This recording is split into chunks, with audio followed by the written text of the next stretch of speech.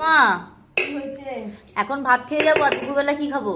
দুপুরবেলা কি খাবি? হ্যাঁ ট্রেনে যে যাবি, হ্যাঁ হা খেয়ে খেয়ে যাবি, হা খেয়ে খেয়ে চলে আসবি। মাসিকে ট্রেনে তুলে দিয়ে চলে আসবি। হ্যাঁ। এসে মুড়ি খাবি। এখন ভাত খেয়ে যা, ভাতটা গরম গরম রয়েছে, ভালো লাগবে, খেয়ে যা। আর কি করেছো আজকে?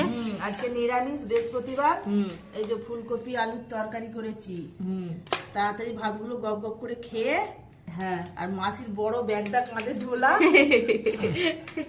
মাসিকে যে নালিকুলের টেনে তুলে দিয়ে আয়। হ্যাঁ আর এখানে এই যে এটা হচ্ছে ফুলকপির ডাঁটা দিয়ে আলু দিয়ে মূলো দিয়ে তরকারি, ছেঁচড়া। ছেঁচড়া। হ্যাঁ, আর এই যে এটা কি পেঁপে ভাজা খাবি তো? অল্প। অল্প।